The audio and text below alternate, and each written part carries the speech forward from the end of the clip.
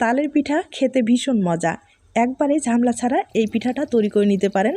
আর খেতে যে এতটা ভালো হয় আপনারা হয়তো বা না খেলে বুঝতে পারবেন না। তার জন্য অবশ্যই বাড়িতে ট্রাই করে দেখতে পারেন।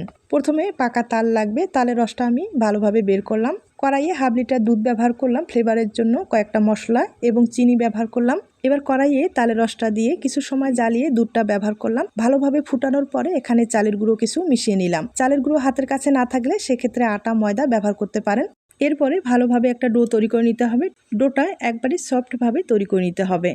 ডোটা তৈরি করার পরে এইদিকে পিঠার জন্য পুরটা রেডি করতে হবে। পুর হিসাবে ব্যবহার করলাম এখানে নারকেল এবং গুড়। এখন পিঠার ডিজাইনটা তৈরি করে আপনাদের দেখিয়ে দিচ্ছি। ছোট লিচি কেটে বেলে নিতে হবে, আর অবশ্যই পাতলা করে বেলে নিতে হবে বেলার সুবিধার্থে। এখানে কিন্তু আটা অথবা ময়দা ব্যবহার করতে পারেন। আর অবশ্যই আটার একটু পেস্ট লাগবে। মাঝখানে পুর ব্যবহার করে এভাবে ডিজাইনটা আমি তৈরি করে নিলাম। এই ডিজাইনটা দেখতে কিন্তু অপূর্ব হয়, তবে তৈরি করা এতটাই সহজ আপনারা হয়তোবা দেখে বুঝতে পেরেছেন। আর এই পিঠাগুলো তৈরি করতে কিন্তু বেশি সময় লাগে না, কম সময় আপনারা অনেকগুলো পিঠা তৈরি করে নিতে পারেন। আমি একইভাবে অনেকগুলো পিঠা তৈরি করে নিলাম। এবার পিঠাগুলো ভেজে নিতে হবে। আর ভেজে নেওয়ার পরে আপনারা কিন্তু এই পিঠাগুলো এক সপ্তাহ পর্যন্ত সংরক্ষণ করে খেতে পারবেন, কোনো রকম সমস্যা হবে না। এবার কয়েকটা পিঠা আমি তেলে ভেজে আপনাদের দেখিয়ে দিচ্ছি।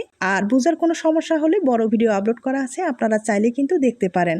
আর একবারে কিন্তু মুচমুচে করে ভেজে নিতে হবে, তাহলে আপনারা সংরক্ষণ করতে পারবেন। দেখতে পাচ্ছেন কতটা সুন্দর হয়েছে। রেসিপিটি ভালো লাগলে অবশ্যই বাড়িতে ট্রাই করে দেখতে পারেন।